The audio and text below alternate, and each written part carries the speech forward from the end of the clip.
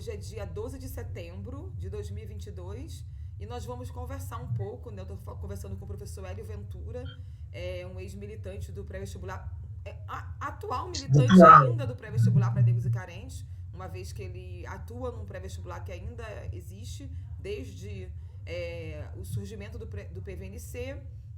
E o professor Hélio também é professor da rede estadual do Rio de Janeiro, na área do estado do Rio de Janeiro, na área de sociologia.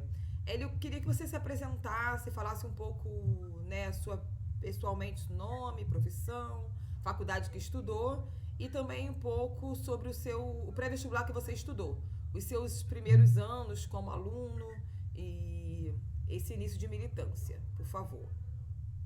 Ok, boa tarde, Maria Cláudia. Meu nome é Hélio Ventura, tem que dar o nome completo? Hélio Lúcio dos Reis Ventura. Mas eu uso só o primeiro e o último nome, inclusive como homenagem ao meu pai, que esse era o nome do meu pai, Hélio Ventura. E eu fui aluno do pré-vestibular para negros e carentes, núcleo PJ, Pastoral da Juventude, fica no centro de Duque de Caxias, na Catedral Santo Antônio, ainda funciona até os dias de hoje, embora a gente já peregrinou um pouquinho, né? Nunca perdemos esse vínculo com a Catedral Santo Antônio, sempre foi nossa base, até por conta de que esse núcleo surge, como eu disse, na Pastoral da Juventude. Eram, né, pessoas que faziam parte da Pastoral da Juventude que iniciaram esse núcleo, que foi em 1994, ou seja, no segundo ano do PVNC, que começa em 93. Em 94 surgem as primeiras filiais, né? Sem ser a igreja da matriz, né, o pré-matriz. Aí começam as primeiras filiais e o PJ é uma das filiais, até mesmo por conta desse diálogo, porque, se não me falha a memória, fazem parte da mesma diocese, Caxias e São João de Meriti. Aí, então tinha um diálogo entre, né, as igrejas. E aí o Pastoral da Juventude inicia um núcleo em 94. Eu estudei por 2 anos lá, né, em 95 e 96. Então, atuo no PVNC desde 95.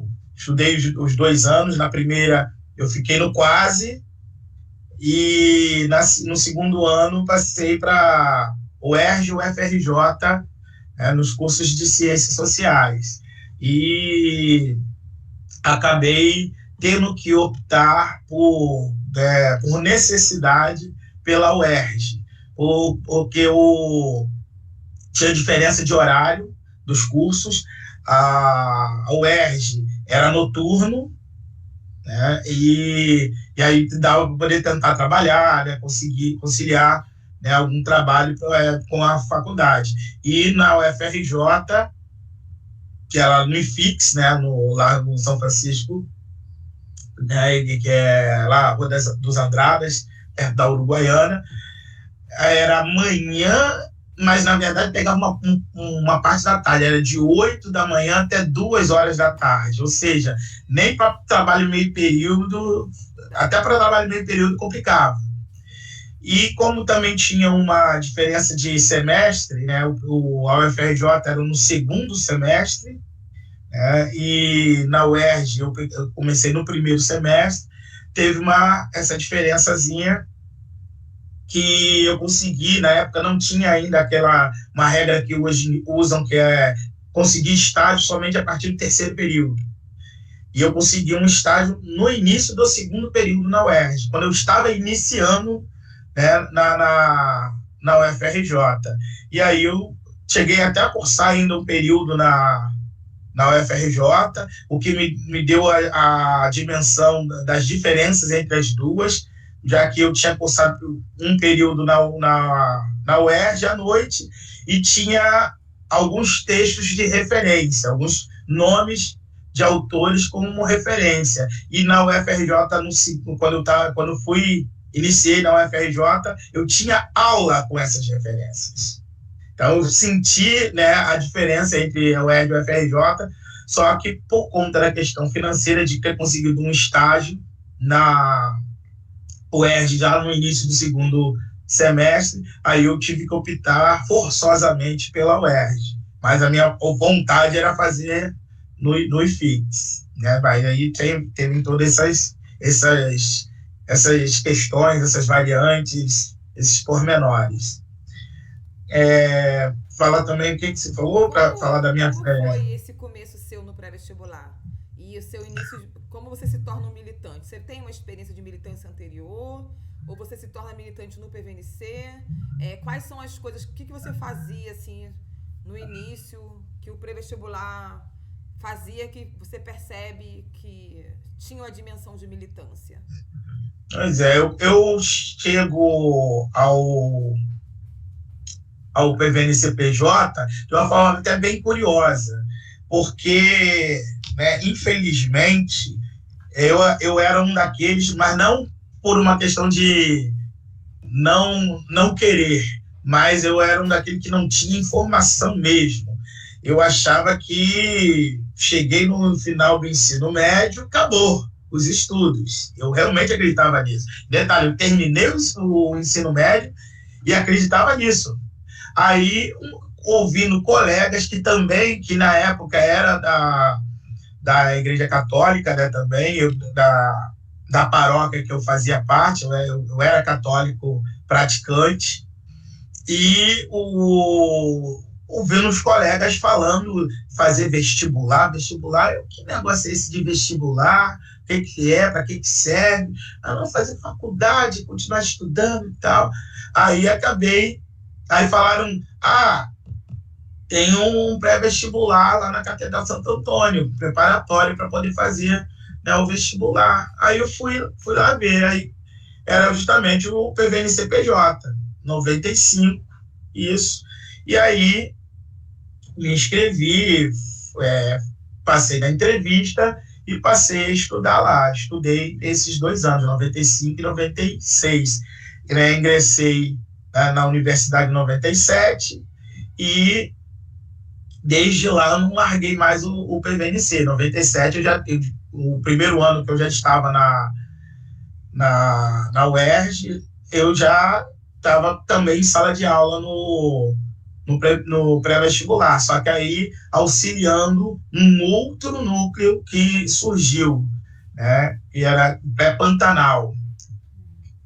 Pantanal eu quero que foi criado por ex-alunos do PVNCPJ, do Núcleo PJ, que moravam mais para lá. E como eram muitos amigos meus, eles me convidaram para poder dar aula lá. Inclusive, dava aula lá de Química Orgânica, que era uma matéria a matéria que eu melhor aprendi no ensino médio foi Química Orgânica.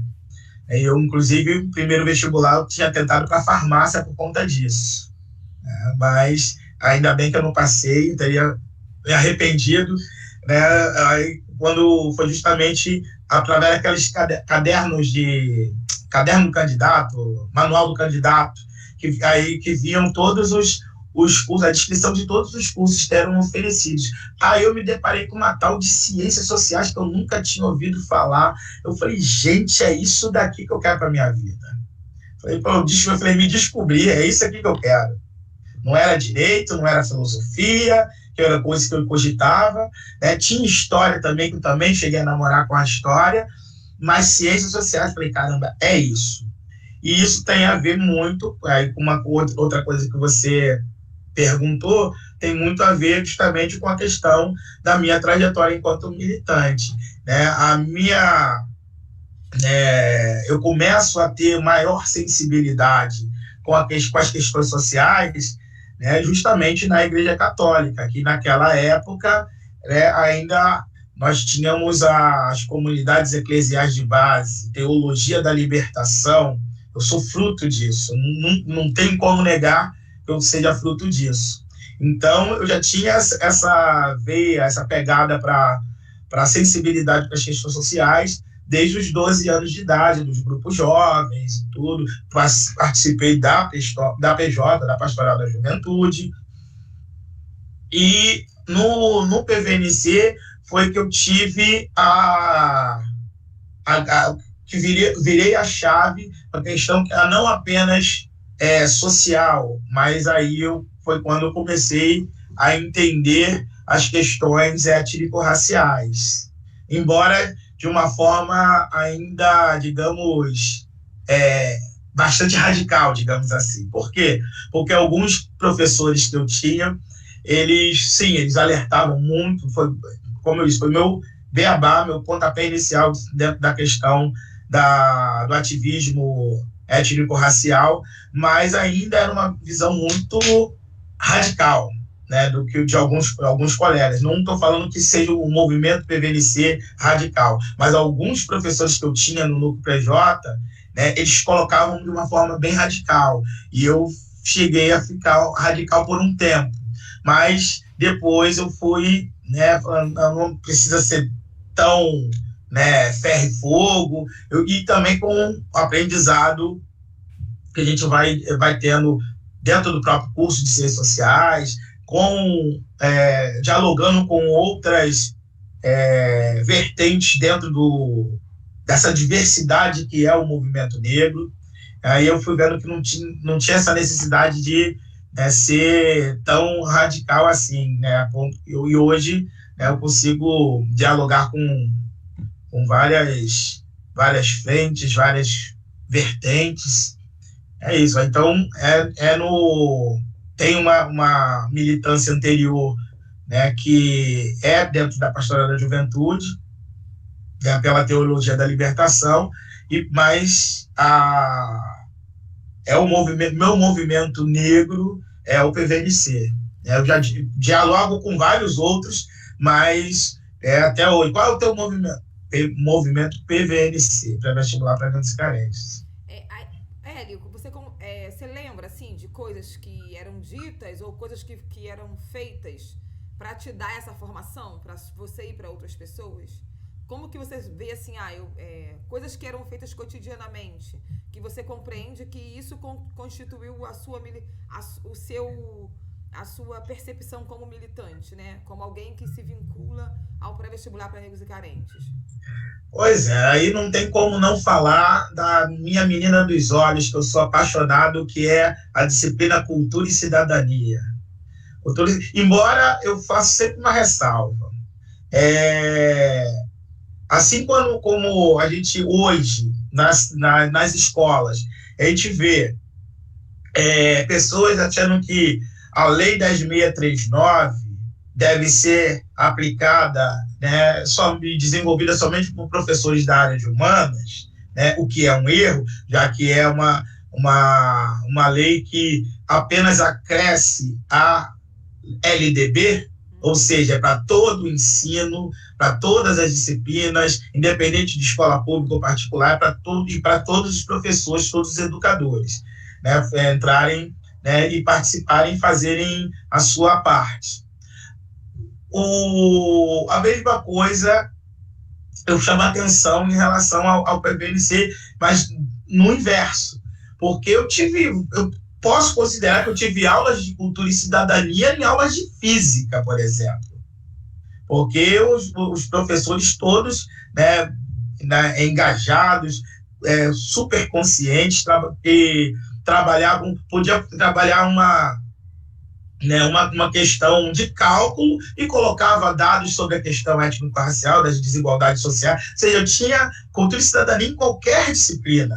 Então, um texto de português, né, falando, né, na biologia, desmistificando uma série de coisas que a gente viu pela questão do racismo científico e por aí vai. Ou seja, eu tive cultura e cidadania em todas as disciplinas. E tinha, obviamente, a culminância na cultura e cidadania, com vídeos, com debates, com palestras, né, muita coisa. Então, foi realmente a minha formação mesmo, que me dá essa guinada, né, virar a chave, me tornar um ativista mesmo, né, na sala de aula do pré-vestibular. Na verdade, não só sala de aula, né? Porque naquela época a gente tinha outras ações que a gente ia para a rua também, né? Os antigos pedágios, né? Uma série de coisas, né? Isso Até é mesmo. interessante você contar um pouco. O que que fazia? Fora, né? Você tem essa formação em cultura e cidadania, tinha coisas, né? Eu lembro do que também a gente fazia isso. Para conseguir dinheiro para poder pagar as isenções, fazia pedágio, né? Isso, quando não Tinha isso também conseguia no a PJ? isenção, a gente fazia pedágio para poder justamente custear a, né, a inscrição de algum colega que não conseguiu isenção. E também, né, me fez lembrar da. Eu até estava comentando com você outro dia, quando a gente se encontrou com um grupo. Eu sou da época que a gente dormia na porta da universidade para poder pedir isenção. Era uma outra atividade que a gente fazia, obviamente, em conjunto, em grupo, né? Era uma atividade coletiva. A gente não ia as pessoas sozinhas para poder passar a noite na frente da universidade. A gente ia em grupo, a gente acampava, né? A gente ficava junto. E tudo isso dava exatamente essa exata noção de que era dava essa ideia de coletividade, de uma luta, né, por uma conquista que seria também, sim, pessoal, mas não só pessoal, que passava por uma série de outras coisas, que a gente estava quebrando um paradigma ali, que a gente estava iniciando todo um processo, que eu sei que você vai falar, vai perguntar sobre isso, estava iniciando um processo de criar uma demanda, né, de entrada de um público diferente nas universidades, diferente daqueles que, né, historicamente estavam nos bancos universitários.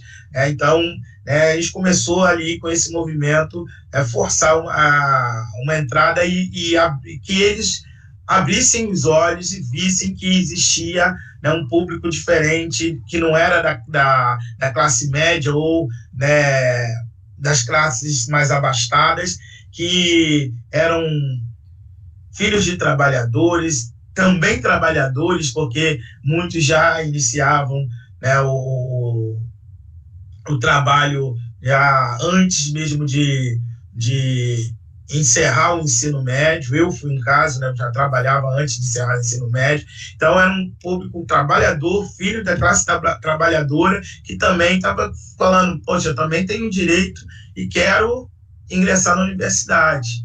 Então, tudo isso era o que a gente acabava aprendendo nesse contato e nessa participação no PVNC. E isso eu tenho certeza que não era uma coisa somente do núcleo PJ, isso era uma coisa, né, do que fazia parte mesmo da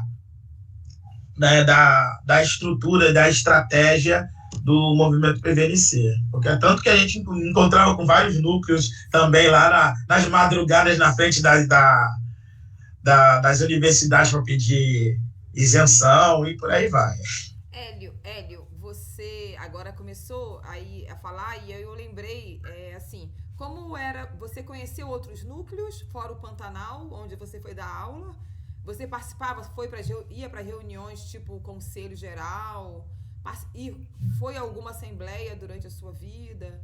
Teve algum tipo de situação na assembleia que você tenha participado que você gostaria de contar? Uma atuação sua, ou uma coisa que você viu assim de diferente, de interessante, que você gostaria de contar? Como foi essa sua participação fora da região de Caxias, por exemplo, dentro do movimento?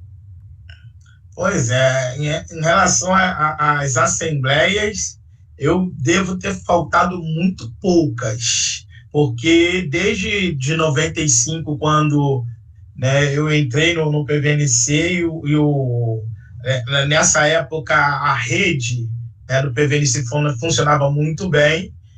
A gente sempre ia para as assembleias, eu ia a praticamente todas. Se eu faltei, foram pouquíssimas. Eu fui até a última assembleia, que era quando a gente estava, né, discutindo a reformulação da Carta de Princípios, inclusive fazendo vários adendos para a Carta de Princípios. E aí foi quando a gente acabou desarticulando enquanto rede, né, que a gente estava justamente nesse processo de reformulação da Carta de Princípios. Mas de 95 até, eu não lembro agora quando foi essa época da reformulação, da tentativa de reformulação, mas foi 2000 e alguma coisa, né? Eu participei de praticamente todas as assembleias. Também participei, né, de reuniões, né, no caso, mais como ouvinte, porque eu não fazia parte da Secretaria-Geral, e Conselho Geral também. Conselho Geral, eu fui representante, né, do Núcleo Pantanal, no Conselho Geral, eu que ia nas reuniões do Conselho Geral pelo Núcleo Pantanal. E né, eu lembro muito, aliás, a minha ideia agora de ter justamente essa questão de saber como é que funciona, né, determinados... uma assembleia, como é que funciona, uma questão de ordem, uma questão de encaminhamento, né, uma eleição, coisa que, inclusive, eu tenho, né, como professor, vi muito também em movimento de greve, mas não era nenhuma novidade, porque eu já conhecia tudo isso justamente das assembleias do PVNC. E tem várias assembleias que foram interessantes, mas acho que de todas, acho que a mais marcante foi aquela que aconteceu na Rocinha. Ela da Rocinha acho que, se não me falha a memória, acho que foi a assembleia que teve o maior número de participantes. Acho que foi 600 pessoas, né? Mais de 600 pessoas, eu acho. Foi bastante gente. Foi no CIEP, né? Isso, eu acho que essa foi uma das mais marcantes que eu tive. Mas também as atuações ali realmente foi um grande laboratório para poder aprender como ser um atuante num movimento coletivo. E aí a gente tinha lá as referências das pessoas que faziam uso da palavra com mais frequência, né? Aí tinha o Juca, o Newton Júnior, o próprio Davi, o Alexandre, algumas pessoas que faziam bastante uso da palavra em todas as assembleias. E lá eu fui aprender as moções, né, fazer os documentos que eram redigidos justamente para poder reivindicar alguma coisa. Assim, foi um grande laboratório, eu aprendi muito com as assembleias. Hélio, e aí você entra na universidade, né? Como que foi? Como que você lembra e avalia o militante e o universitário? O militante que vem do PVNC, né, e o universitário. Você acha que você chega na universidade de uma forma diferente? Ou você era um estudante da classe trabalhadora comum? Como que você avalia isso? Um trabalhador da classe trabalhadora, um estudante da classe trabalhadora nunca é um estudante comum. Já começa por aí.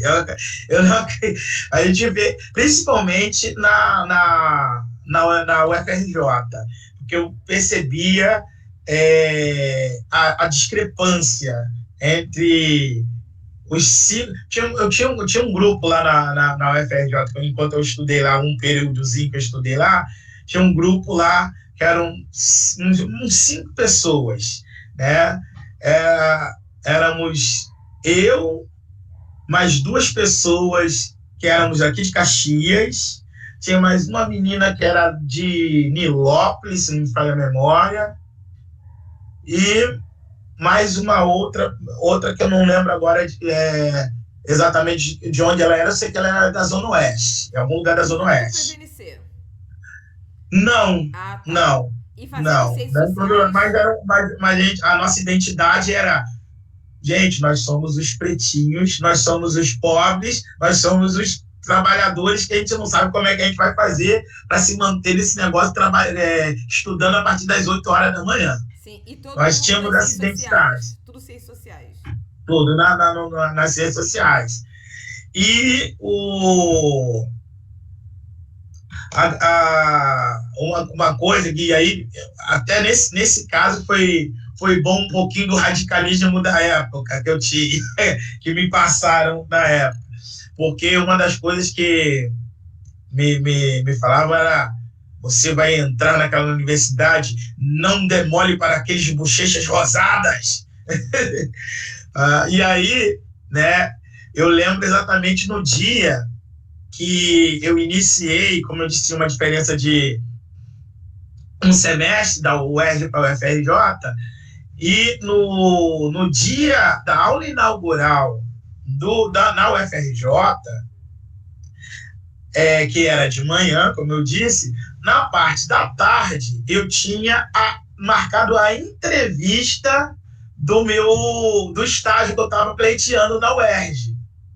Ou seja, eles queriam dar um trote, né? E eu ficaria à mercê, pintado, né?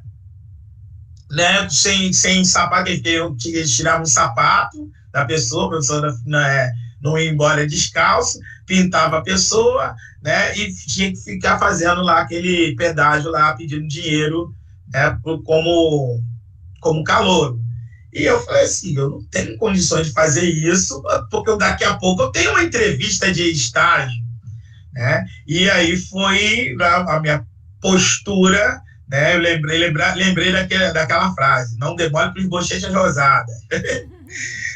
E aí eu vendo o pessoal, né, entrando, começando a ser pintado e tudo, e eu sentado no mesmo lugar, né? E aí pessoal, quando chegaram até mim falando que, né, porque eu ainda estava sentado naquele jeito, eu falei assim: eu não vou participar, bem sério, eu não vou participar de trote, não. Né? Eu esperei preparado para qualquer coisa. Né? Mas aí o pessoal parece que deixou para lá. Aí, né, o pessoal descendo aquelas escadarias lá do IFIX, aí eu também descendo, só que normal, né, já pensando, pô, a hora de ir para a entrevista do estágio na UERJ. E aí que foi inclusive no Arquivo Nacional, o primeiro estágio que eu tive foi no Arquivo Nacional. E aí, inclusive, um militante do PVNC, né, que era de lá do IFIX na época, ligado a Ivone Magui, né, falando ali, me reconheceu, até porque o cara era muito... a gente se conhecia antes até mesmo do PVNC, na época de comunidades eclesiais de base, que éramos da mesma comunidade, inclusive. E aí ele apontou, deu uma caguetada lá.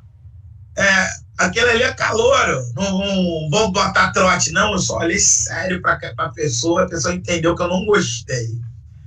Era uma pessoa que eu não tinha, a gente não se bicava muito bem, apesar de ser uma pessoa muito conhecida e lembrada até hoje no PVNC, mas deixa isso para lá.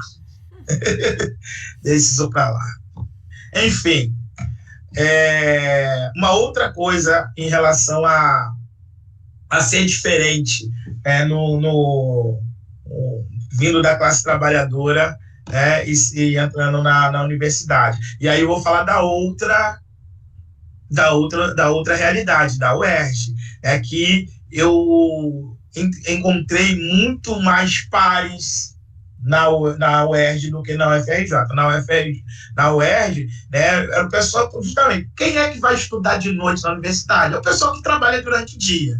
Então eu encontrava muita gente que era trabalhador durante o dia e estudava lá à noite. Então, lá eu tive uma identificação com os colegas, com os outros estudantes, muito maior do que eu tive na UFRJ, salvo, né, aquele grupinho dos 5 que eu citei aqui. Me fez lembrar uma outra coisa da UFRJ, né, que também falando sobre essa questão do diferencial. Um dia, numa aula de antropologia, a professora, né, conhecidíssima também, mas não vou citar os nomes, eu conto milagre, mas não conto santo, conhecidíssima, renomada, né? Eu não sei, não lembro, obviamente, o contexto, mas eu lembro que me marcou. Ela foi falando de alguma situação, ela foi dar um exemplo, né? E o exemplo dela é o seguinte: gente, vocês sabem, por exemplo, aquela, né, a sua empregada, aquela, né, aquela mulher que vem lá da Baixada Fluminense e pega aquela condução lotada para até chegar na Zona Sul para poder trabalhar na sua casa? Aí eu ouvi aquilo e fiquei estarrecido. Falei, ela não está falando da minha empregada, até porque eu não tenho empregada, está falando da minha mãe. Ela está falando da minha mãe. A minha mãe é que faz isso. Que é empregada doméstica, que sai de Caxias, pega ônibus, vai para Copacabana para poder trabalhar nas chamadas casas de família, né, as casas das madames. Né? Eu falei, gente, e aí tá, eu via o quão elitista era a universidade logo de cara, né? E numa aula de um curso que deveria trabalhar justamente a questão, problematizar a questão das desigualdades sociais e não naturalizar, como eu percebi que estava sendo naturalizado ali aquela questão das desigualdades sociais. Com certeza a professora falou com tamanha naturalidade porque ela entendia que a maioria ali era a realidade daquelas pessoas era essa, que era dela e que era da maioria dos estudantes ali, né? E aí aqueles 5 do grupo, a gente entrou, olha assim, o que é isso, gente? Isso foi muito marcante, cara, foi muito marcante. Mas enfim, para ver que não é uma diferença. E, além disso, né, eu sei que eu estou me estendendo, eu falo pra caramba, desculpa. É que eu vou lembrando das coisas. Sem problema. A questão das estratégias de sobrevivência dentro da universidade, já que era uma época anterior a cotas, a bolsas, bolsa auxílio, bolsas, né, que foram criadas já na questão das ações afirmativas, a partir de 2003. E aí a gente tinha que cada um ou tinha que trabalhar, né, ou então tinha que fazer alguma coisa, vender alguma coisa, vender um doce, um salgado, fazer alguma coisa. E tinha foi quando eu comecei, inclusive, também com a questão da música. A música, durante o início, ela me ajudou pra caramba, né? Não ganhava, né, o suficiente para poder, né, chegar junto em casa ainda, mas pelo menos garantia a passagem e as cópias, né, que sabe que o estudante universitário vive de cópia. Agora nem tanto, porque agora eu sou aderi ao PDF, né, mais barato e também não gasta papel, salva o planeta. Sem dúvida. Mas são várias formas de estratégias, né, para poder se manter na universidade.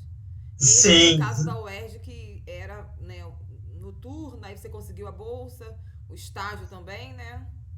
Sim, quando eu consegui o estágio foi quando, né, eu tinha que fazer falei, não vai dar para poder, né, obviamente, seguir 2, né, ainda mais no mesmo curso, que nem era permitido, na verdade, mas enfim. Mas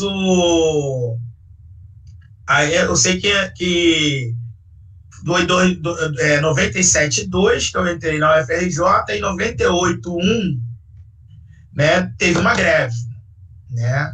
uma greve, né, das universidades federais, e aí ela durou uns 3 meses, e aí, né, eu acabei não voltando mais, né, acabei abandonando, né, porque, mas eu já, como eu disse, teria que optar mesmo, e teria que optar pela UERJ por conta do estágio que eu consegui no Arquivo Nacional. Então, aproveitei e só não voltei, mas com muito, muito pesar, porque eu gostaria muito de ter, né, continuado os estudos lá no IFIX. É interessante, né? Porque mesmo sendo muito elitista, a gente sabia que tinha essa história do... Tinha uma hierarquia mesmo, né? Eu lembro de Sim. UFRJ, UERJ, UF, né? Inclusive, eu tentava muito conseguir um estágio, né, lá com a própria Ivone Magui, que na época eu ainda achava que ela era parceira nossa. Na verdade, ela só estava explorando, né, a história, a trajetória do PVNC para poder fazer pesquisa como se fôssemos cobaias, né, o micróbio, né, os micróbios, né, no microscópio. E uma das. E aí, justamente, foi uma das vezes que eu entendi que o meu caminho não seria na UFRJ e sim na UERJ. Né? Que eu tentava procurar diretamente com a Ivone Magui, né?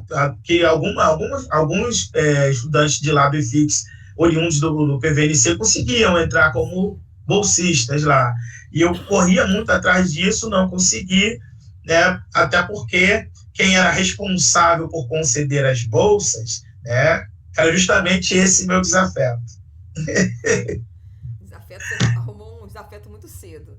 Muito jovem. Não, eu não arrumei, não, até porque era ele que não gostava de mim. Sim. Ele que não Agora, gostava de mim. então, passando... Era uma pessoa ruim de coração. Por isso que teve o fim que teve. Enfim. Então, pensando agora essa passagem, né? Porque você me conta de toda uma história de luta por se manter na universidade, de uma questão que era muitas das vezes a iniciativa só do estudante, uma compreensão da instituição, né?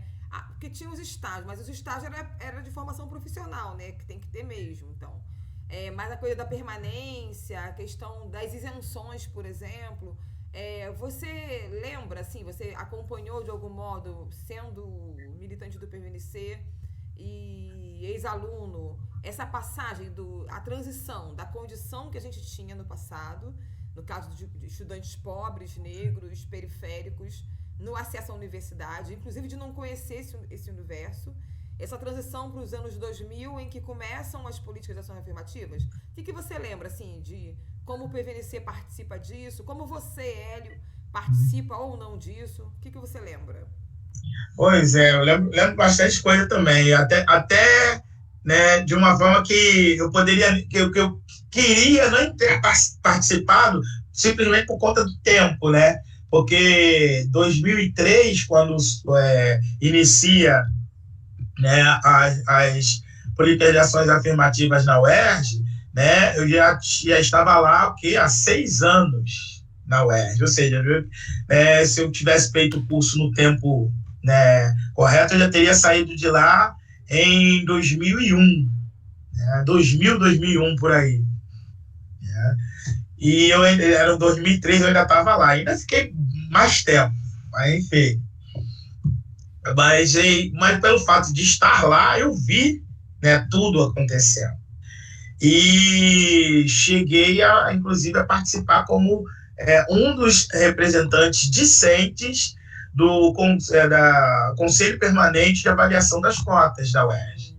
Eram 2 representantes discentes, e os representantes discentes eram a Ellen Barcelos e eu. 2 ex-militantes do PVNC. Então, o PVNC, 2 ex-militantes do PVNC. Porque, aliás, 2 militantes do PVNC, ex-alunos e militantes do PVNC. Sim. Que vão estar responsáveis por fiscalizar as cotas e acompanhar nesse primeiro momento, é isso? Isso, em parceria com aquela se é que dá para chamar de parceria, com aquela, né, pessoa da Raquel Velarde. Ai, meu Deus.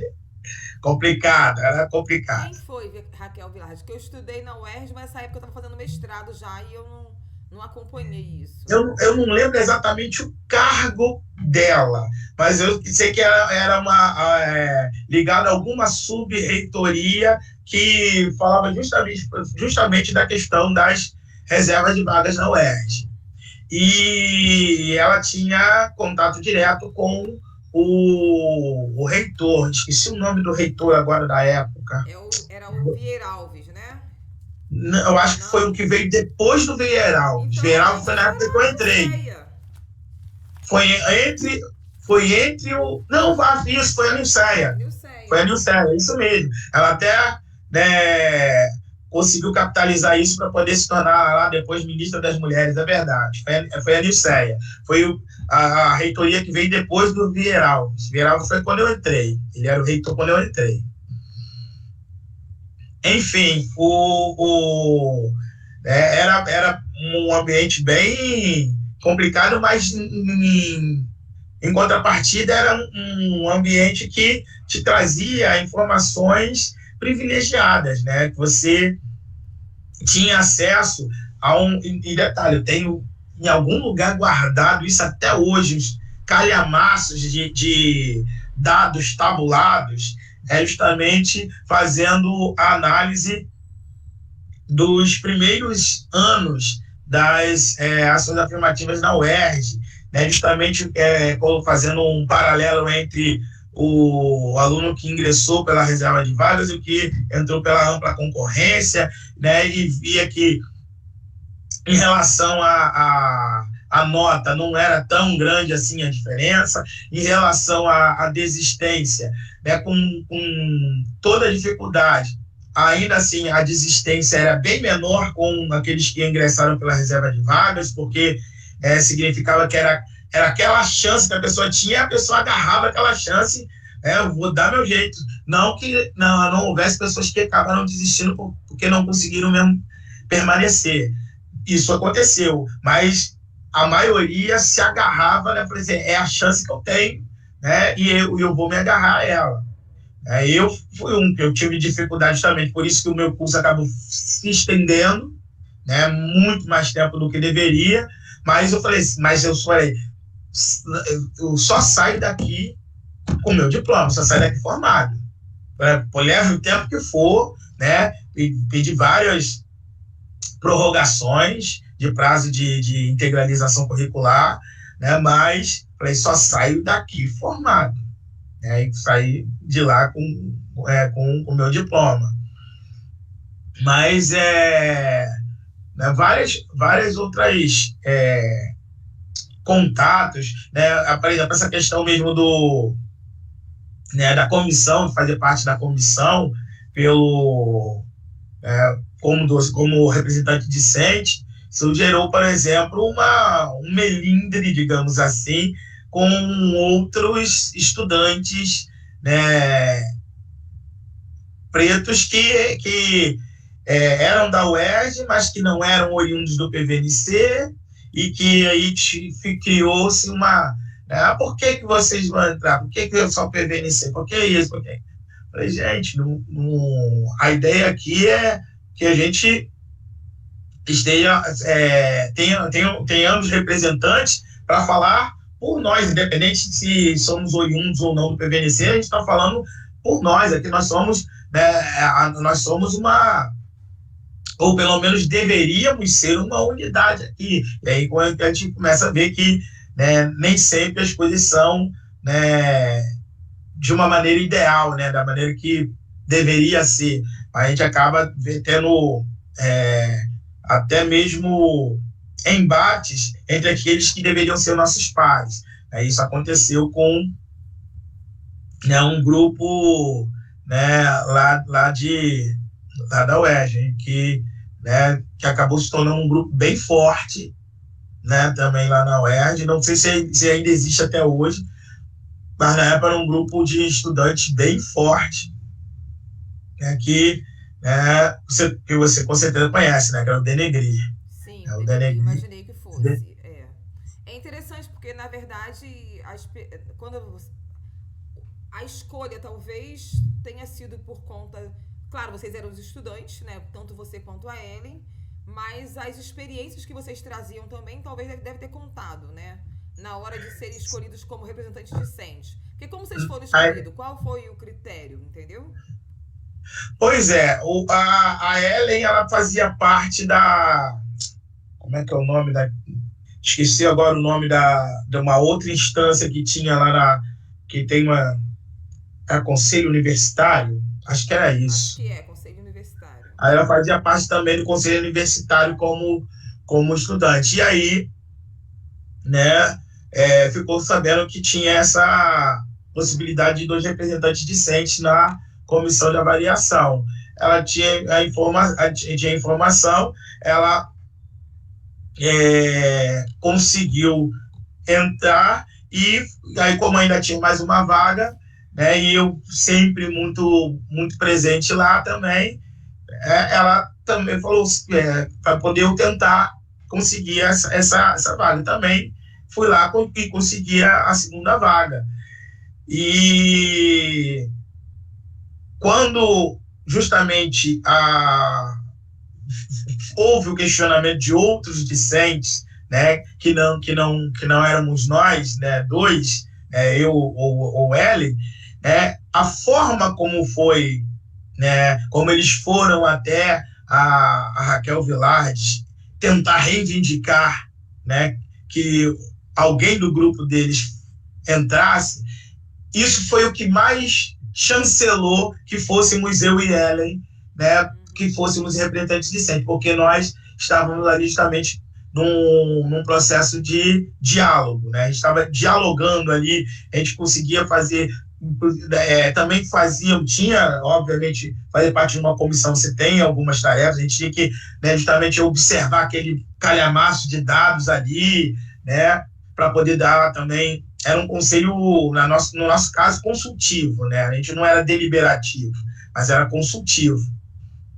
E aí, a forma como a gente se relacionava com os outros membros do conselho, né, e a forma, digamos, truculenta que houve o questionamento sobre os nomes, né, da Ellen e o meu, né, isso chancelou ainda mais que fôssemos nós. Eu falei assim, não tem condições de dialogar com esse pessoal, né? Não estou falando que todos, né, que eram do Denegri, né, tinham uma truculência no agir, né? Mas eles trabalhavam com uma outra perspectiva que até eu acho interessante, em alguns momentos, não sempre, que era o negócio do constrangimento, né, do agir pelo constrangimento.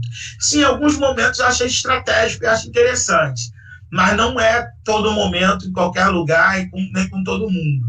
É de saber, né? E aí, para mim, faltava essa maturidade, né? Faltava essa maturidade. Né? Inclusive, eu até lembrei de uma coisa aqui, né? Que eu uma vez falei, né? Quando eles ficavam nessa truculência toda, né?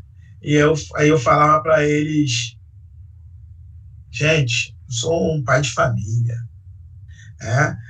Aí, isso para poder para falar de forma sutil, só que eles não entenderam, né? Aí tinha um outro lado, um componente do grupo que também era pai de família. Ele falou, eu também sou pai de família, e daí?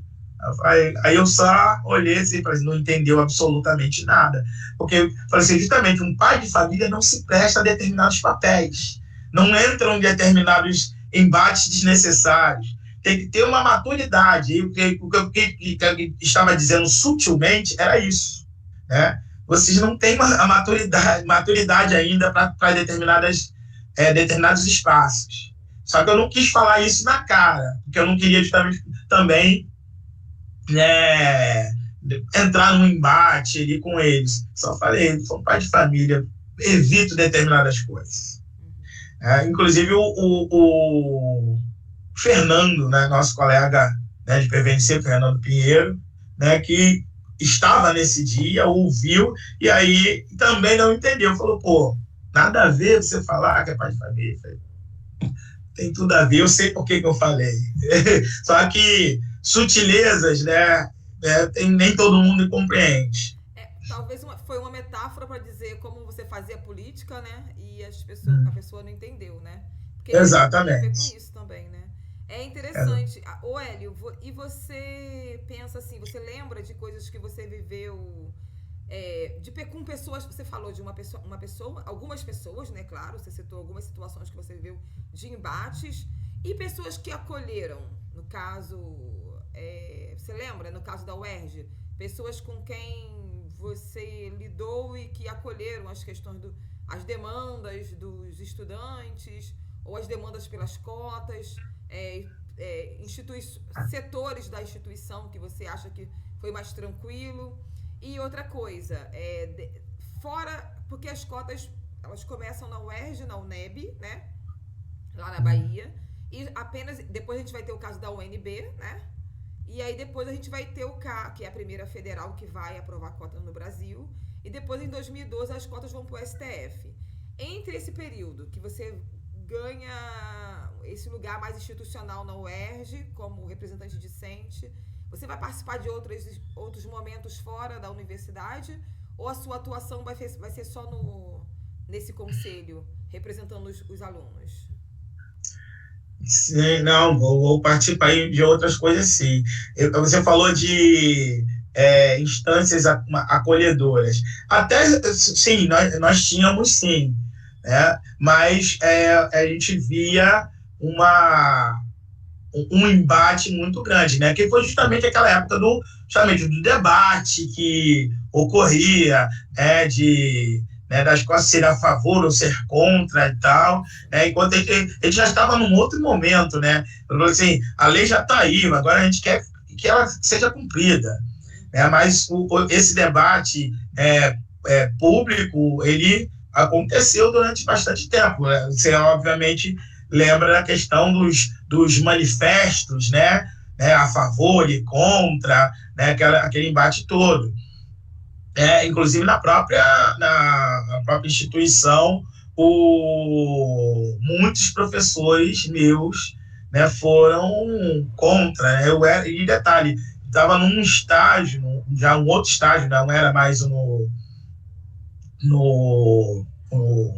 Arquivo Nacional, já era na UERJ mesmo, que o meu professor, né, que eu era estagiário dele, e peguei uma disciplina obrigatória dele, que, aliás, eu agradeço muito, porque senão não teria lido, né? Ele fez uma disciplina, né, e aproveitou que era uma obrigatória, todo mundo teria que fazer, né, uma disciplina de sociologia, né, trabalhando com Gilberto Freire, Casagrande Senzala, Sérgio Buarque de Holanda, Raízes do Brasil, e mais um livro que agora eu não lembro, do Fernando Henrique Cardoso. E aí eu agradeço muito mesmo, né, ele ter colocado isso como leitura obrigatória, porque se eu não fosse a leitura obrigatória de uma disciplina obrigatória, eu não teria lido todo o Casagrande Senzala, aquele calamaço todo. Mas como era obrigatório, eu li Casagrande Senzala todo, de cabo a rabo. E eu pude ali, né, ter as minhas próprias impressões da obra, não somente os comentários que se faziam da obra. E aí eu pude ter, né, duas coisas que eu achei bem interessante, né, após ler. Primeiro, né, com todas as ressalvas que podemos fazer, mas uma coisa eu nunca vou negar, era um senhor intelectual, o senhor Gilberto Freire. É uma obra muito bem escrita, com grandes referentes. Ele tem nota de rodapé que merece nota de rodapé. Mas, ao mesmo tempo, isso por conta da extensão das notas. Mas, em compensação, a forma como ele escreve também não é um livro maçante. É um livro que você consegue ler e devorar, mesmo sendo um calhamaço, uma bíblia, né? Então, eu não tenho como tirar, né, o mérito do sociólogo, né? embora não concorde com algumas coisas dele. Inclusive, que é a segunda impressão, foi ótimo, porque eu vi que uma coisa que todo defensor de Gilberto Freire fala, mas ele não criou o termo democracia racial. Falei, beleza, eu li o livro de cabo a rabo e não aparece isso realmente em lugar nenhum do livro.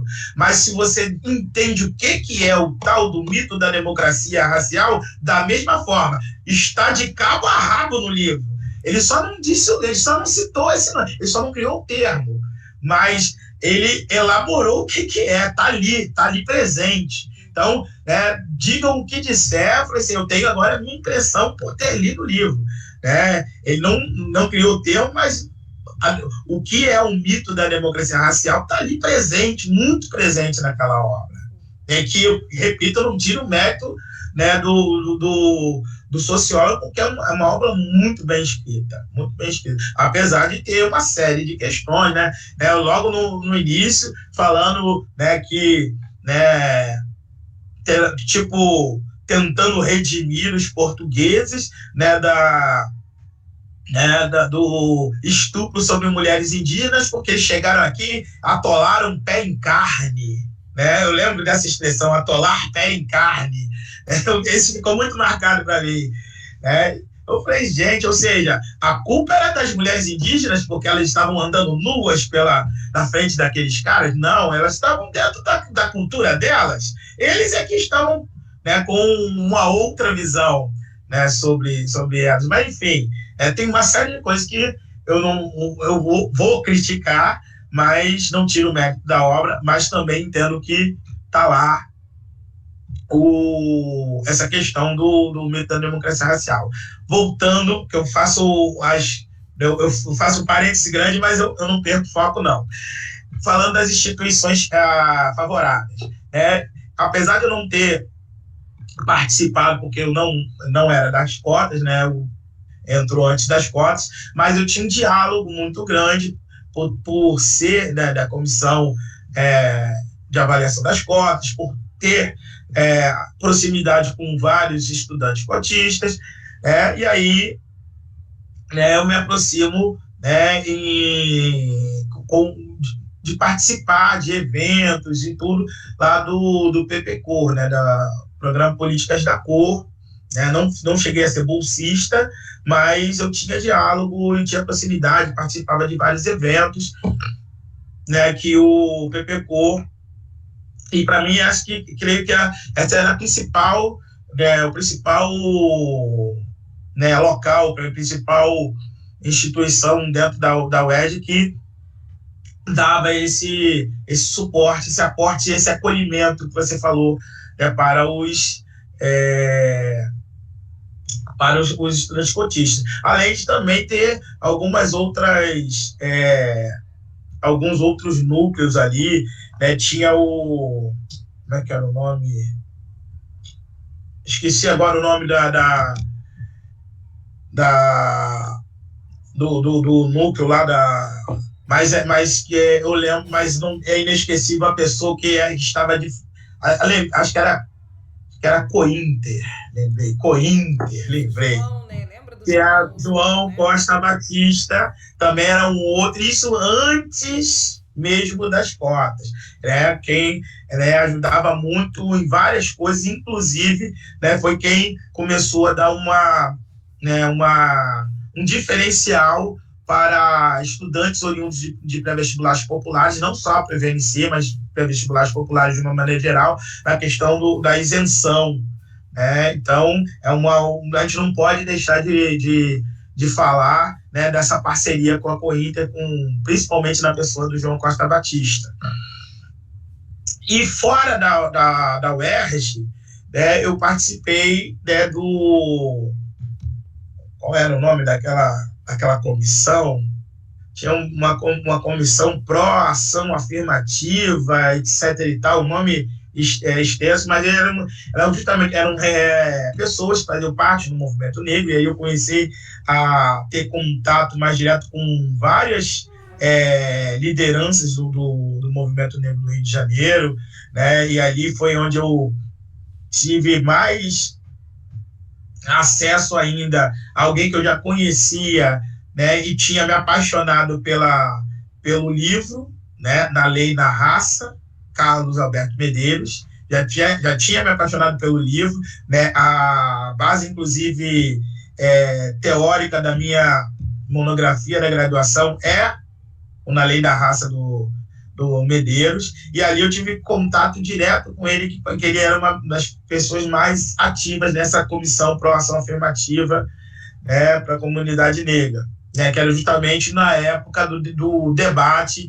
né, pós-2003. Por que pós-2003? Porque 2003 foi o primeiro ano, mas foi aquele ano que, inclusive, eu vibrei pra caramba, né, porque houve uma inversão, né, onde a gente ficava com pouquíssimas vagas, né, quando a gente concorria no vestibular da UERJ, que a grande maioria, na verdade, cota sempre existiu, que era quase que 100% para as elites, né, uma elite branca, e que a gente reverteu isso com aquela, né, ficou quase 70% na reserva de vaga. Acho que foi isso, deu uns 70%. Né? Parece que sobrepôs. Isso, sobrepôs umas várias e acabou dando 70%. Aí eu falei assim, pô, legal. Falei, não é justo, não é, mas aí que tá. É justamente para você sentir na carne também o que a gente sente desde sempre. Eu falei, no próximo ano precisa ser corrigido, mas esse ano foi legal ter acontecido, para sentirem também na pele o que a gente sente desde sempre, né? E aí, né, houve todo aquele, né, debate, né, que é constitucional, né, não é constitucional, né, quem está sobrepondo vaga, né, vamos, né, acabar com isso e tal. E aí tinha, né, que gerou todos aqueles manifestos, né, contra, a favor, né, que foi parar lá em 2010, se não me falha a memória, né, no Supremo Tribunal Federal, para poder ver se tinha se as reservas de vagas com o critério étnico-racial eram constitucionais ou não, que, né, tivemos ganho de causa, e depois, principalmente já em 2013, já não discutia mais. 2010, então, gente, você ainda e eu encontro até hoje gente falando, mas eu sou contra. Eu falei, meu irmão, você está pelo menos uns 12 anos atrasados aí, no mínimo. Se for contar 2010, quando saiu lá no Supremo Tribunal Federal, que as cotas são constitucionais. Eu nem discuto se você é a favor ou não. Eu só quero que seja cumprido o que é lei. Só isso. Nem entro mais nesse debate.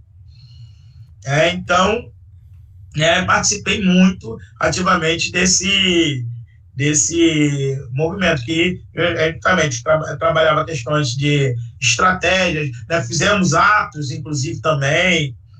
Aliás, ali foi quando eu realmente, né, acho que não foi 2003, acho que foi 2000, agora eu não lembro se foi no primeiro ano ou no segundo ano, que, né, teve algumas pessoas que entraram com recurso, né, contra pessoas que tinham entrado por cotas, e essas pessoas ficaram de fora, não entendiam que não eram as mesmas vagas que estavam sendo disputadas, né, mas pessoas, né, que tinham aquele discurso de, né, esse cotista ficou com a minha vaga, né? E aí foi onde eu realmente, né, comprei a briga pelas ações afirmativas, porque antes eu ainda estava no senso comum. Tá?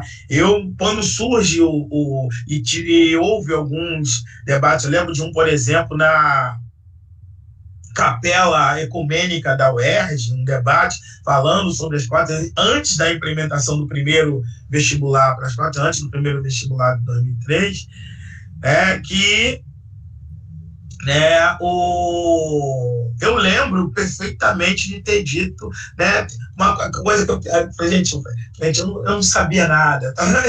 Coisa que hoje eu me envergonharia de ter dito, mas não tem problema não, eu assumo, né, eu evoluí pelo menos, eu reproduzi aquele discurso de mas se reservar vagas, vão achar que a gente tem menos capacidade de conseguir vaga, né? Eu fazia esse discurso na época, eu lembro, e né, precisou de um choque para mim, que foi justamente eu ver pessoas, principalmente, inclusive pessoas oriundas do PVNC, que tiveram suas conquistas, né, extraídas, extirpadas, né, diante de ações judiciais, dizendo esse cotista roubou minha vaga. Então teve uma questão, um choque, foi uma questão emocional, ou seja, o parceiro meu que ralou pra caramba para conseguir, né, entrar na universidade e foi colocado para fora.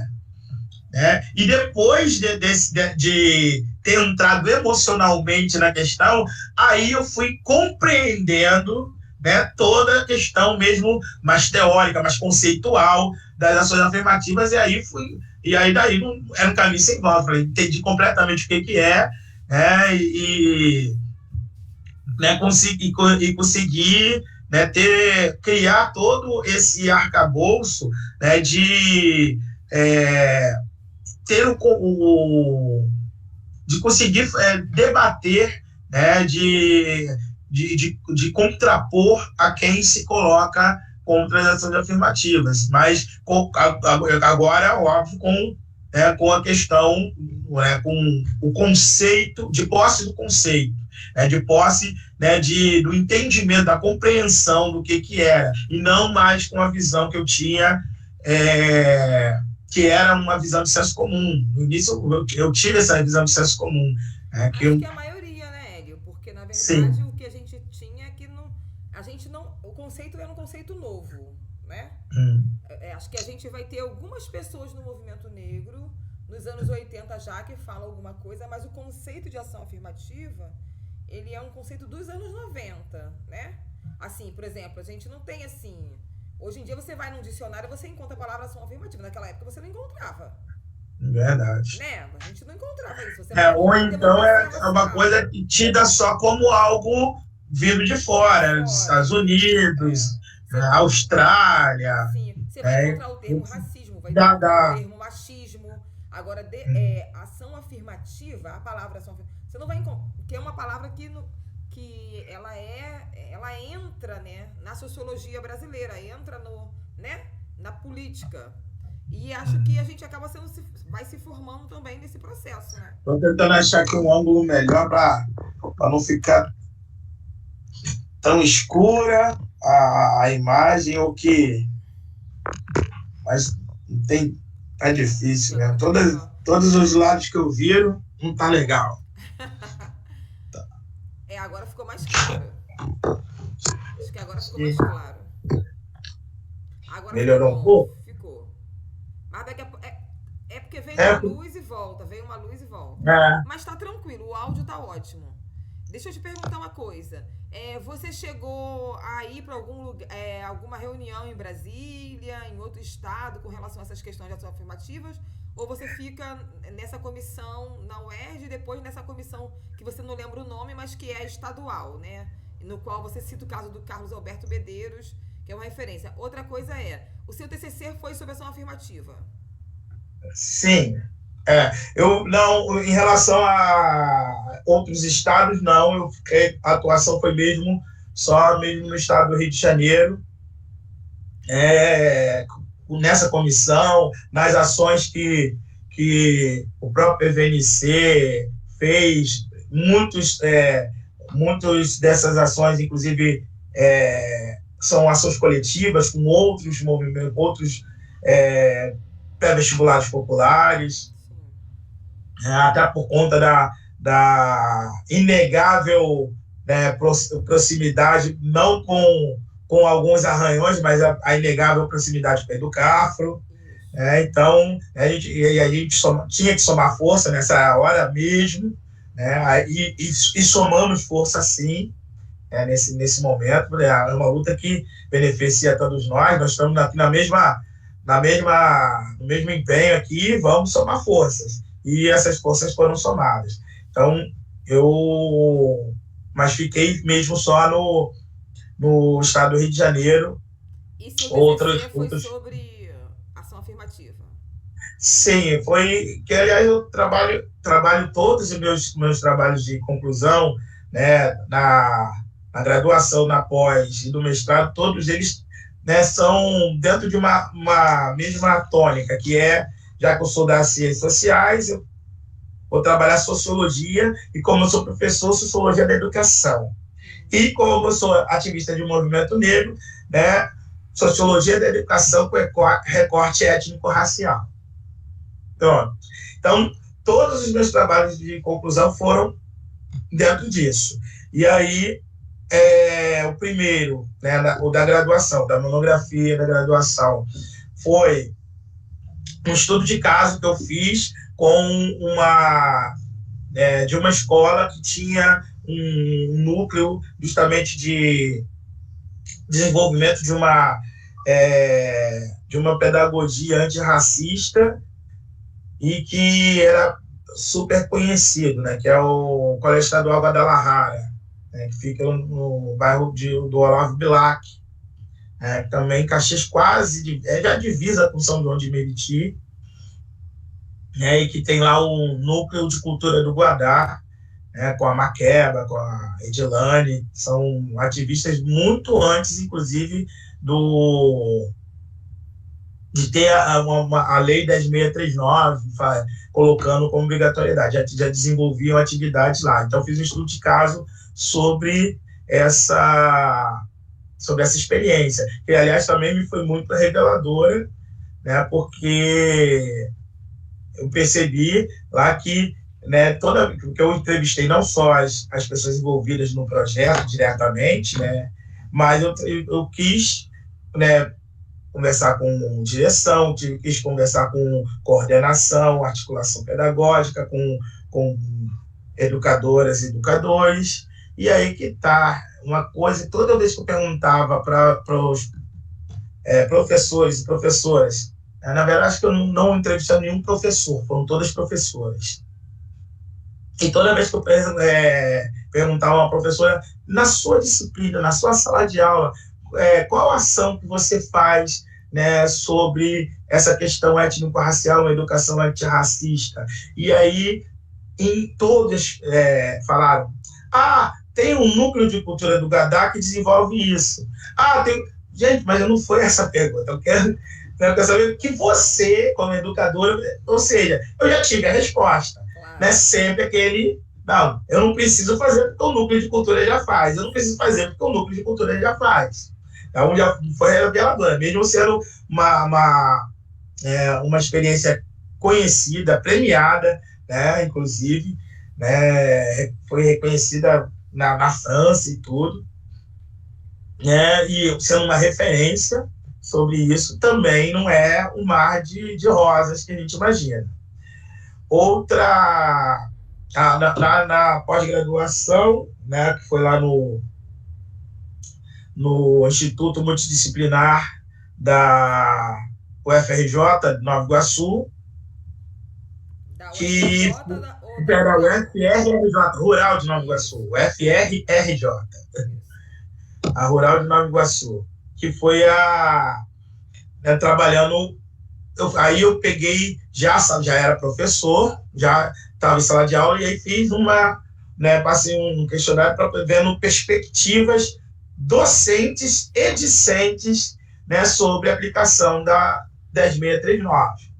E aí fiz entrevista com professores de 3 escolas que eu trabalhava na época, as 2 que eu tenho de matrícula até hoje, né, são as 2, e a que eu fazia complemento de carga horária na época. Então, as 3 escolas que eu atuava. E aí, né, peguei professores das 3 escolas, peguei alunos das 3 escolas, né, passei questionário e comecei a fazer, né, lá umas tabulaçõezinhas de dados, lá, uns gráficozinhos, pizza, mas não sei o quê, né? Porque o pessoal gosta desse negócio de dados, né? De lidar com dados. Eu sou muito das exatas, não, mas, né, como a gente é obrigado a fazer dentro das ciências sociais, a gente já tem obrigatória dentro da disciplina, a gente usa um pouquinho Aí fui lá, fiz, né, isso, e também me trouxe uma revelação interessante, que apesar de os, os estudantes, né, os jovens, né, serem aqueles a qual se destina a, ao ensino da educação antirracista, eu percebi que o maior entrave não era com os estudantes, e sim com aqueles que deveriam estar lecionando a educação antirracista, muito pela questão do entrave religioso.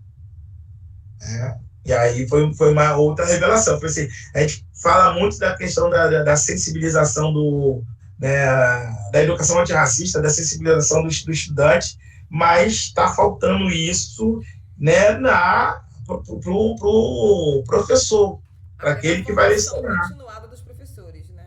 Pois é, e aí, né, pensei na questão, a própria questão né, da licenciatura, que a gente não trabalha isso, atualmente já deve ter alguma coisa, né? Lá, na época que eu fiz licenciatura, não tinha nada falando sobre essa questão, né? De uma educação antirracista, de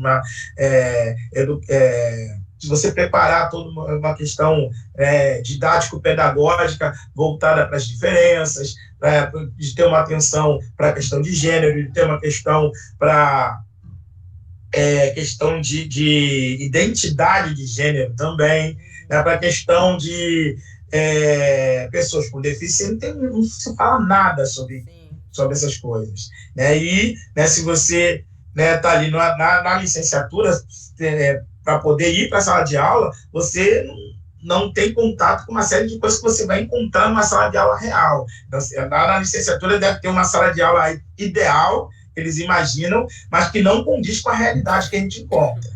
Então, né, também foi uma coisa. E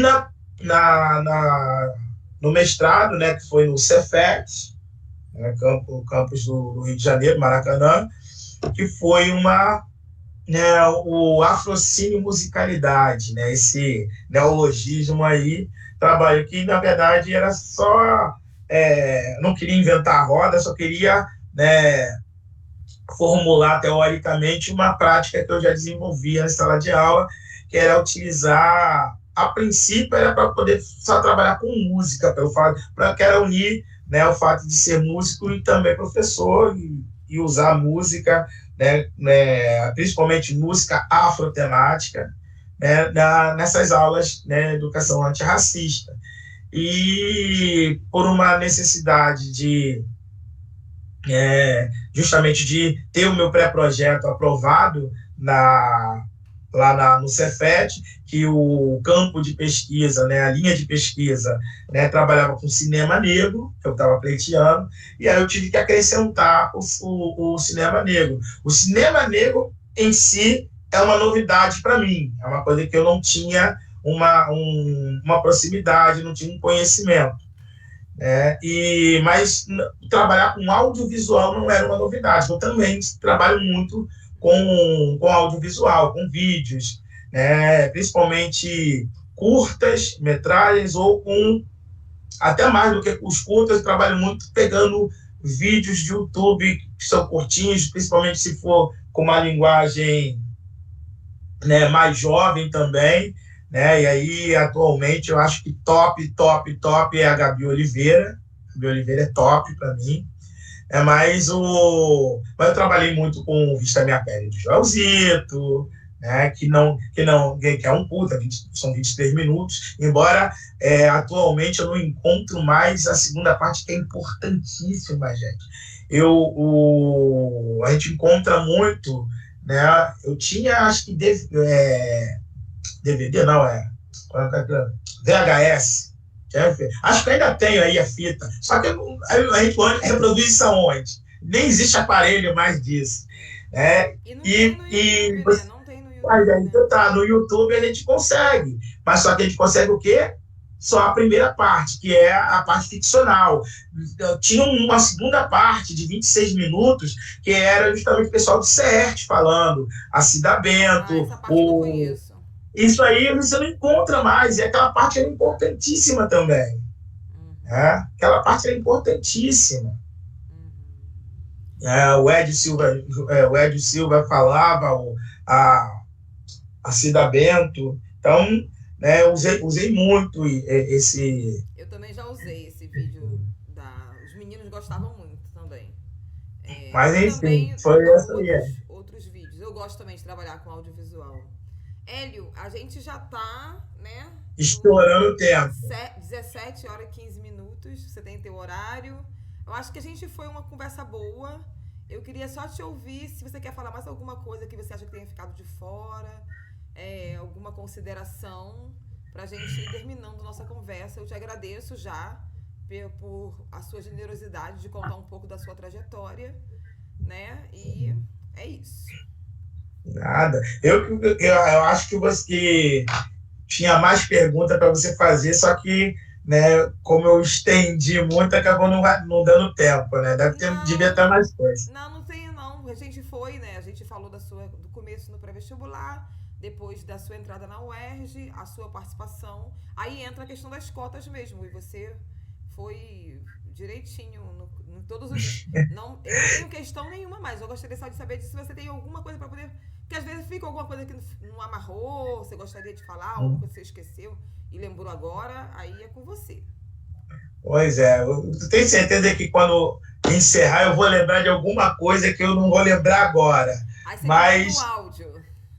Tá bom. Mas no mais, sim, eu que agradeço, né, por você ter me convidado para poder participar da tua pesquisa, que é super, né, valiosa por vários sentidos, porque é uma amiga que é ativista, né, do PVNC, que eu conheço pelo PVNC, porque é uma mulher preta doutora, né, porque é a nossa luta. Então, tem vários motivos para poder ser algo muito valioso, muito valoroso, né, para todos nós. Então, eu agradeço muito, me sinto, né, honrado em você ter me convidado para poder participar. No mais, não sei o que mais dizer. Não tem mais. Tem uma questão que eu fiquei agora, lembrei. O pré, você hoje, você falava, a gente começou você falando do pré, né, do pré-PJ. Hoje você, como tá o pré? Que avaliação que você faz assim do pré? Eu perguntei para outra menina e aí queria te ouvir também, né, do perfil do estudante, do trabalho. Você acha que quem tá lá, a militância ainda tá lá ainda atuando? Tem uma militância lá ainda? Ou é só uma prestação de serviço? Pois é, muito boa pergunta.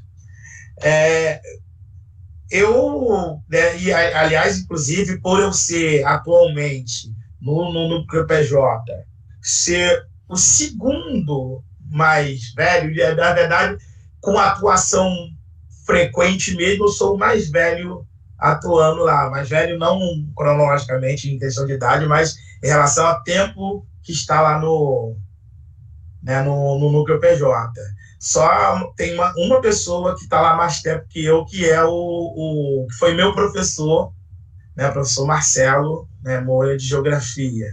Mas ele vai esporadicamente lá dar uma aula ou outra extra. Eu, né, depois de ter relutado durante muito tempo, queria ser só colaborador, de vez em quando ir lá colaborar, né, mas esse ano me arrastaram, me fizeram um convite que eu não podia negar, né, que um ex-aluno meu que está na coordenação geral atualmente e que falou, eu quero você, né, pegando a disciplina de sociologia, né, pelo menos quinzenalmente aos sábados. E aí não tinha como dizer não. Então, eu voltei a fazer parte do quadro docente efetivo do PVNCPJ, quinzenalmente aos sábados, com a disciplina minha mesmo de formação sociologia. Eu sempre dei aula, mas eu pegava muito, como eu disse, a minha menina dos olhos, Cultura e Cidadania, ou lecionando diretamente, ou articulando contatos, que a gente tem vários contatos, para poder trazer um especialista naquele tema que seria abordado e tal. Então, fiquei muito tempo nessa atuação com Cultura e Cidadania. E agora, aí depois, só como colaborador mesmo, esporadicamente, porque a correria também, a agenda não deixava estar mais presente. E esse ano, acabo voltando, pelo menos quinzenalmente, eu estou na sala de aula com a minha disciplina mesmo, Sociologia. E aí que tá, o fato de ser uma pessoa das antigas, de ter visto, né, um movimento articulado em redes, com assembleia com 600 pessoas na Rocinha, com conselho geral, com secretaria geral, com Cultura e Cidadania funcionando de verdade, a Vera, com quadro de professores, inclusive, que eram um dos artigos da Carta de Princípios, o perfil dos professores, assim como o perfil dos estudantes, e eu via esses professores fazendo parte, tendo esse perfil, como eu disse, eu tive aula de Cultura e Cidadania, aula de Física, Então, eu tinha esses... eu vi isso acontecendo e vi outros tempos acontecendo. E o pessoal que veio depois, principalmente depois da desarticulação da rede do PVNC, quem não viveu isso, e muita gente atualmente não viveu isso, não entende, não é necessariamente um saudosismo, da minha parte, mas não entende, que a grandeza que era o movimento PVNC, com aquela estrutura que tinha, e como a gente perde, em relação ao que a gente tem hoje. Hoje a gente funciona. Os professores todos são dentro daquele perfil que a gente tem na Carta de Princípios? Não, nem todos. Não posso dizer que não tenho pelo menos uma sensibilidade com as questões, tanto que eles vão lá voluntariamente para poder lecionar, doar o seu tempo para poder lecionar. Mas aquele perfil mesmo que ele tinha antigamente não é. Isso falando dos professores. Sobre estudante, a coisa complica ainda mais. Aliás, complica em vários sentidos, não só em relação ao perfil, porque a gente já encontrou, inclusive, muito recentemente, ele teve problema com alunos que defendiam completamente o contrário do que o próprio PVNC-PJ defende. O PVNC como um todo defende, e o núcleo PJ, obviamente, por ostentar ainda a sigla do PVNC, obviamente que concorda com o que o movimento como um todo também defende. E a gente viu em sala de aula, e aí falha de seleção, e que até eu entendo, e vou falar o porquê que eu imagino que tenha acontecido essa falha de seleção. Mas, por exemplo, defendendo algumas coisas aí, só para te dar uma ideia que você vai entender exatamente o que é. Nós estamos numa sala de aula de um pré-vestibular, a pessoa que vai fazer um Enem vai prestar um concurso de ingresso na universidade. A gente tem que trabalhar com base na ciência, mas a gente tinha estudante negacionista. Você entendeu exatamente onde eu quero chegar. Enfim, complicado, muito complicado. E isso, como eu disse, está na falha da entrevista, na seleção. Mas aí eu entendo que possa ser até mesmo um desespero do núcleo, que é muito ruim, um desespero do núcleo, para poder se manter funcionando. Porque a demanda caiu demais. Eu era da época em que nós tínhamos 2 turmas, o núcleo PJ eram 2 turmas de 70, 80 alunos, mais ou menos, eram turmas enormes, turma de 70, 80 alunos, cada uma, e ainda ficava muita gente numa fila de espera. Essa era a minha vivência lá no PJ, quando estudante. E hoje, a gente, para formar uma turma com 20, 30 alunos, tá difícil. É Tá porque. interessante. Tinha uma demanda represada, né, nos anos 90 e, de algum modo, Uhum. as políticas de acesso à universidade Sim, eu identifico diluíram, isso. né, essa demanda. E Sim, também, as políticas de ações afirmativas, né, o próprio Enem, que bem ou mal não é uma maravilha, mas democratiza mais o ingresso do que o processo vestibular, o ProUni o também, né? ProUni, Universidade para Todos, aquelas coisas todas. Embora, né, com algumas ressalvas a esses programas, né, de ProUni, Universidade para Todos. E nisso tudo, o melhor mesmo era a gente chegar. Também não tira importância, porque todos eles, né, acabaram sendo, né, um caminho para a gente chegar na política de ações afirmativas. Sim.